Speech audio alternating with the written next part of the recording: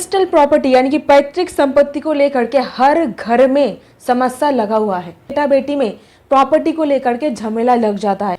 Recently एक honourable supreme court of India के एक रूलिंग नया सामने आया है, जहां पर ये क्लियर कर दिया गया है, अगर जहां पर एंसेस्ट्रल प्रॉपर्टी या फिर कोई सेल्फ अक्वायर्ड यानी कि स्व अर्जित भूमि को लेकर के केस चल रहा है, तो इस तरीके से अगर आप केस को प्रोसीडिंग्स पर लेके जाओगे ना, तो आपको कोई भी फायदा नहीं मिलने वाला है।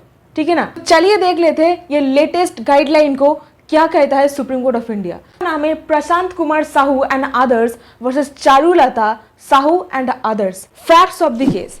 सो बेसिकली इस केस में हुआ क्या था, कुमार साहू नाम के एक व्यक्ति हुआ करते थे जिनका डेथ 1969 पर हो चुका था। ये थे फादर साहब के डेथ हो जाने के बाद 3 भाई बहन थे, 2 लड़की 1 लड़का, श्रीमती चारुलता, श्रीमती शांतिलता एंड मिस्टर प्रफुल्ल। ये 3 भाई बहन, ये तीनों के बीच में संपत्ति को लेकर के लड़ाई चल रहा था।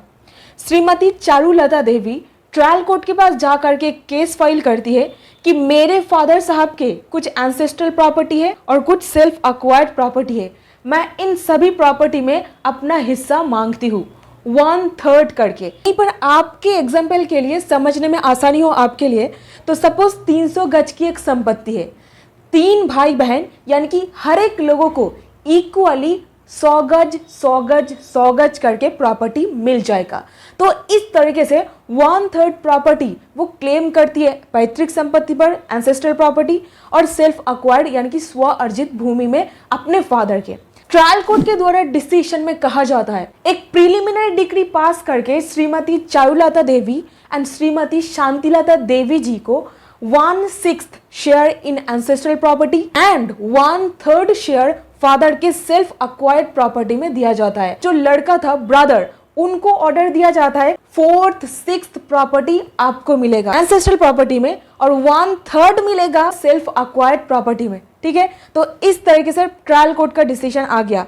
अभी मैटर पहुंच जाता है हाई कोर्ट। यहाँ पर जो ब्रदर है वो मैटर को खींचते हुए लेके गए हाई कोर्ट। ब्रदर वहां पर जाकर के ये बोलते हैं कि फादर का जो सारा का सारा संपत्ति है वो सब कुछ एंसेस्ट्रल प्रॉपर्टी है, कोई भी संपत्ति सेल्फ अक्वायर्ड प्रॉपर्टी नहीं है। इसी बीच में जब ये केस पेंडिंग कोर्ट में चल रहा था अपील, तब शांतिलता देवी और प्रफुल्ल ब्रदर, ये 2 भाई बहन एक सेटलमेंट डीड बनाते हैं। चारुलता देवी के पीठ पीछे यहाँ पर एक सेटलमेंट डीड बनाया जाता है। यहाँ पर यह लिखा जाता है कि शांतिलता अपना जो सारा का सारा प्रॉपर्टी में अधिकार है वो रिलिंक्विश कर देता है, यानी कि छोड़ देता है अपने ब्रदर के फेवर में। 50,000 रुपए में वो दे देते। ऐसे में ध्यान दीजिएगा, चारुलता देवी का कोई भी यहाँ पर इन्वॉल्वमेंट नहीं था।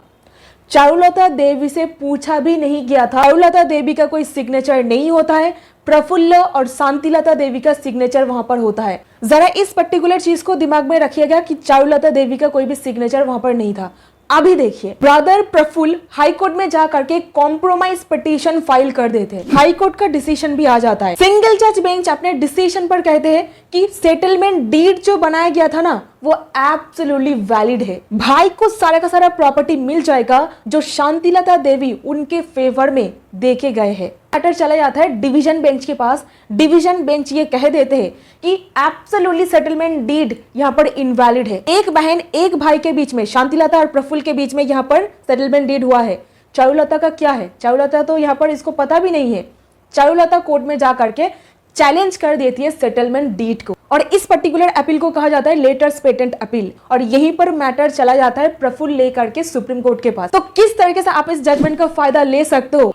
Honourable supreme court of India case एक बार देखते ही तमाम जो दलीलें पेश किया गया था उसको भी देखा जाता है। यहाँ पर एक इंपॉर्टेंट चीज, हिंदू सक्सेशन एक्ट में 2005 में सरकार जो चेंज करके ये कानून लाए कि बेटी को भी एक को पर्सनल माना जाएगा। लड़के का जिस तरीके से फैमिली में जन्मसिद्ध अधिकार होता है, उसी प्रकार से बेटी का भी जन्मसिद्ध अधिकार दिया गया है। अपोजिट तरफ के एडवोकेट बोले कि शांतिलता देवी का जो शेयर है प्रफुल्ल को मिलना चाहिए। फाइनली सुप्रीम कोर्ट डिसीजन, एक सेटलमेंट डीड बनाया जा रहा है, और वो भी किस चीज को लेकर के? जॉइंट प्रॉपर्टी को लेकर।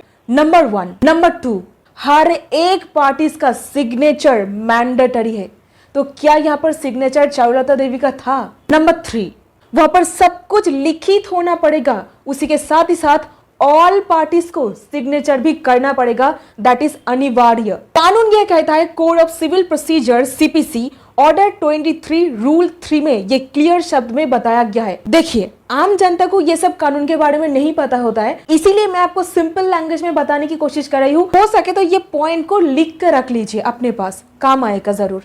तो यहीं पर एक बहन का सिग्नेचर डीड पर नहीं था। सुप्रीम कोर्ट ऑफ इंडिया सीधे सीधे कह दिए कि रिटन रिकॉर्ड, रिटन कंसेंट यहाँ पर कहाँ है। हर एक पार्टीज का कंसेंट मैंडेटरी है। ये डॉक्यूमेंट को हम लोग कर देते हैं इनवैलिडेट, डीड एब्सोल्युटली अनलॉफुल है। तीनों के तीनों सिबलिंग के सिग्नेचर सम्मति यहाँ पर होना पड़ेगा, क्योंकि तीनों ही यहाँ पर को पर्सनर है जॉइंट प्रॉपर्टी में। और जो सारा का सारा एप्लीकेशन चल रहा था उसको कर देते हैं disposed of Supreme Court division bench justice A S. Bopanna and justice J B. Pardiwala. निर्णय का निष्कर्ष, settlement deed, joint property, consent of all the parties highlight कीजिए। ये 3 कीवर्ड्स के ऊपर जरा ध्यान दीजिएगा।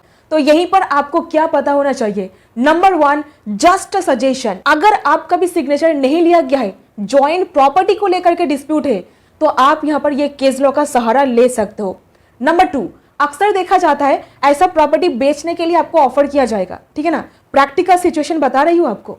अगर कोई ऑफर आता है कि आप ले लीजिए, 2 लाख का संपत्ति है, 1 लाख में दे दूंगी, बिल्कुल मत लीजिएगा। सीधा बोल दीजिएगा, जाओ जाओ अपना डिस्प्यूट पहले सही से ठीक तरीके से सुलझाओ, फिर आकर के प्रॉपर्टी बेचना, ठीक है ना। बड़े आए प्रॉपर्टी बेचने वाले। अगर आप ये संपत्ति खरीद रहे हो, अपने पैर पर कुल्हाड़ी आप खुद मार लोगे, ये निश्चित है। सेटलमेंट डीड पार्टीशन सूट में सबका कंसेंट चाहिए होता है कॉम्प्रोमाइज डिग्री को वैलिड बनाने के लिए। तो link is in the description, detail में जजमेंट को पढ़िए। अगर कोई डाउट होता है तो कमेंट सेक्शन पर लिख करके बताइए। पर्सनल चीज बोलना चाहूंगी, भाई बहन के बीच में ये झगड़ा शोभा नहीं देता है, तो बैठ करके आपस में शांत दिमाग में सेटलमेंट डीड बनाइए। कोई किसी के पीठ पीछे काम करने की कोशिश मत कीजिए। जिस तरीके से ये डिस्प्यूट 1980 साल में शुरू हुआ था और आज जा करके खत्म हो रहा है, तो ये किसी के लिए भी हितकारी नहीं होगा।